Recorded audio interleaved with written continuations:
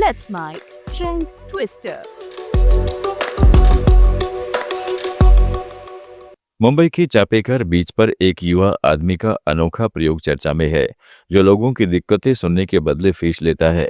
उसका कहना है कि वह लोगों के दिल की बातें सुनने के लिए यहाँ बैठा है और इसके लिए वह अलग अलग स्तर की फीस लेता है। छोटी मोटी शिकायत या परेशानियों के लिए उसकी फीस 250 रुपये है, बड़ी चिंताओं और गहरी दिक्कतों के लिए 500 रुपये और उसके साथ रोकर दिल का बोझ हल्का करने पर 1000 रुपये लेता है। प्रभु जी वॉल्यूम बंद करो। कि प्रभु जी देखिए इन्होंने क्या लगा रखा है, अगर किसी को अपना दुख सुनाना है तो मैं सुन सकता हूँ। मामूली दुख के लिए 250 रुपए, बड़े दुख के लिए 500 रुपए, साथ में रोने के लिए 1000 रुपए। प्रभु सच बताना, आपके पास लोग आते हैं? हाँ बिल्कुल आते हैं, बहुत आते हैं, बहुत कॉल होते हैं, बहुत लोगों को मैं कम्युनिकेशन करके उनका माइंड क्लियर भी करता हूँ। अरे किसी भी जिंदगी में किसी भी व्यक्ति के जीवन में कोई भी समस्या है, तकलीफ है, सब कोई भी प्रॉब्लम है तो उसका मैं मास्टर हूँ। साइकोलॉजी और फिलोसफी मेरा सब्जेक्ट है, पूरा ट्रेनिंग देता हूँ। कोई भी अगर व्यक्ति अगर डिप्रेशन में भी आ जाता ना तो मैं उसको बाहर निकालने के लिए मेरे पास में करना है। अरे वाह, जब आदमी के पास में लास्ट ऑप्शन हो जाता ना कि मेरे पास में इसके बाद में कोई सोल्यूशन नहीं है, कि एंड है, तो उसके बाद में अपना चालू हो जाए। इसके बाद में ये नहीं, इसके बाद में ये है। तो लोग फोन करते हैं आपको? फोन आते हैं सर, बिल्कुल मेरा। अच्छा भाई, इनको भाई किसी को दुख सुनाना हो तो भाई ये नंबर है इनका, ठीक है, बात कर लेना। हाँ, आपका नाम क्या है प्रभु? पृथ्वीराज बोहरा। कहाँ से हैं आप? मैं यही अंधेरी देश, अंधेरी वेस्ट, मतलब यहीं से है मतलब? अच्छा चलिए, राधे राधे। ऑस्ट्रेलिया के प्रधानमंत्री एंथनी अल्बनीज को सिडनी की लाकिम्बा मस्जिद में ईद उल फित्र की नमाज के दौरान भारी विरोध का सामना करना पड़ा। गाजा युद्ध और इजरायल समर्थन पर सरकार के रुख से नाराज लोगों ने नरसंहार समर्थक यहां से निकल जाओ, तुम्हें शर्म आनी चाहिए, शर्मनाक जैसे नारे लगाए। अल्बानीज को सुरक्षा में पीछे के गेट से सुरक्षित बाहर निकाला गया। मस्जिद प्रबंधन ने कहा है कि ज्यादातर लोग उनका स्वागत करने वाले थे, लेकिन गाजा लेबनान संकट से भावनाएं भड़क गई हैं।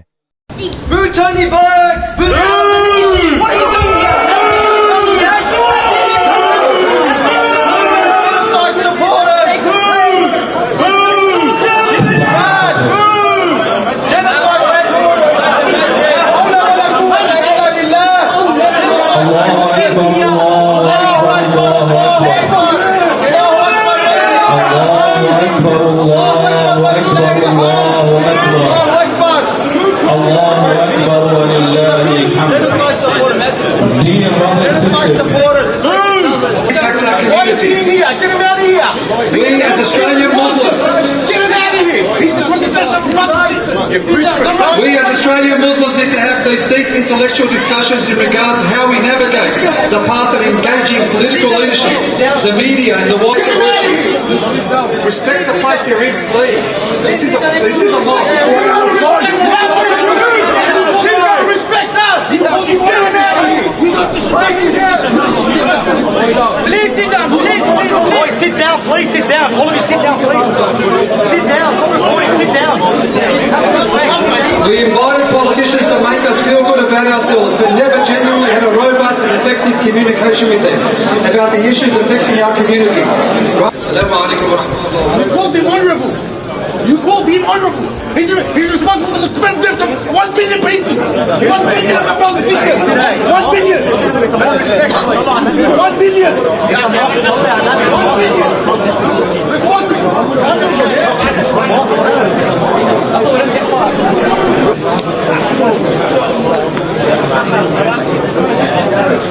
Why is protecting it? Why is protecting it?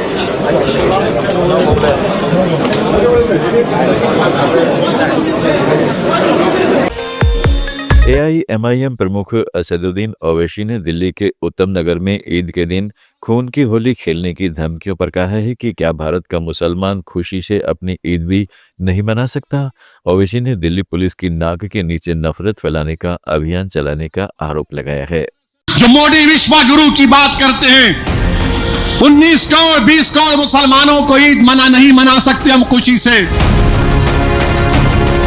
हमको धमकियां दी जा रही हैं, हमको कोर्ट को जाकर ईद मनाने के लिए कोर्ट को जाना पड़ा। बताओ बीजेपी आरएसएस मोदी, ये कौन सा रूल ऑफ लॉ है? दिल्ली में उत्तम नगर है, मैंने पिछले हफ्ते जिक्र किया था।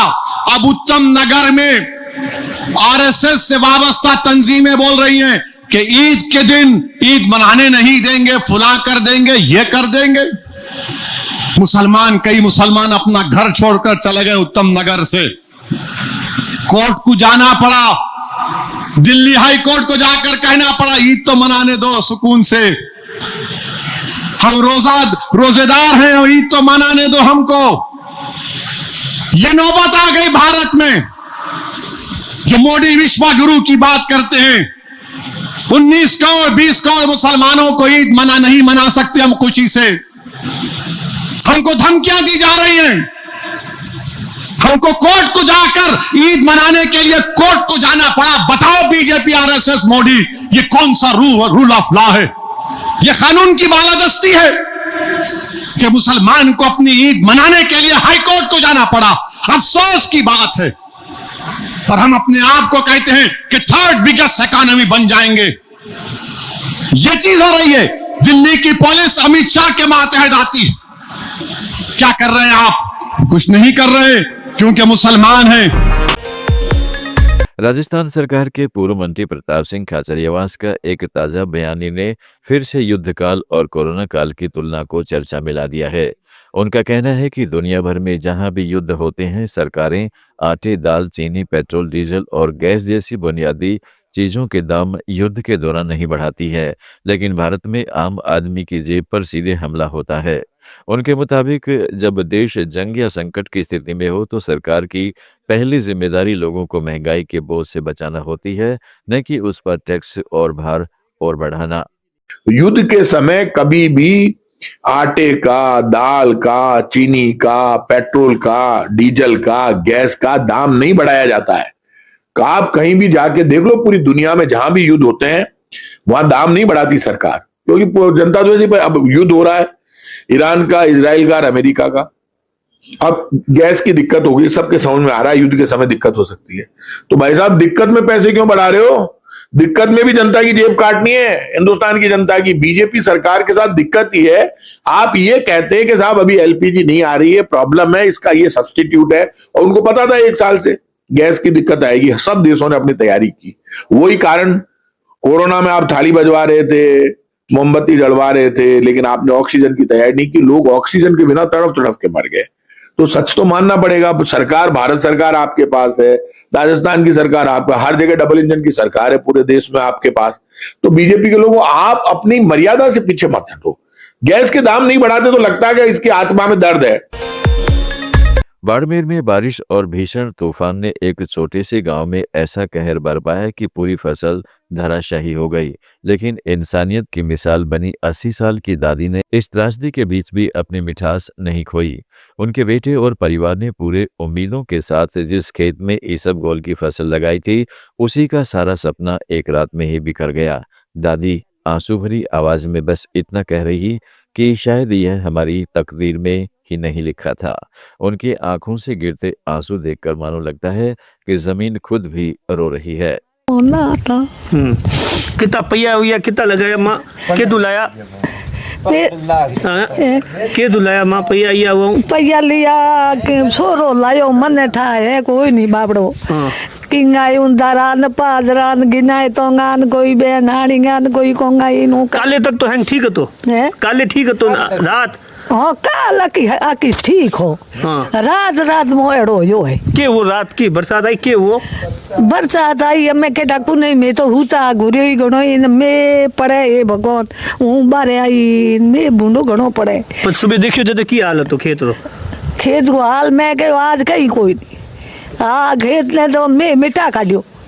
खबर मेरे छोरों की कीड़ी गी हुई। हाँ, गणेश जोड़िया बाबड़ा रात गान। कितने बोरी तो ए हो बोरी हलो मेरो जीरो ना। मैं तो टको ही कोई नहीं।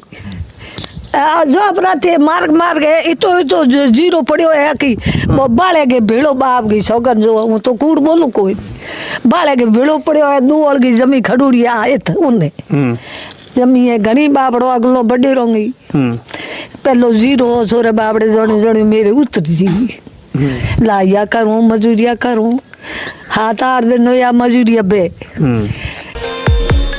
10 में आज इतना ही। जुड़े रहिएगा लेट्स माइक के साथ।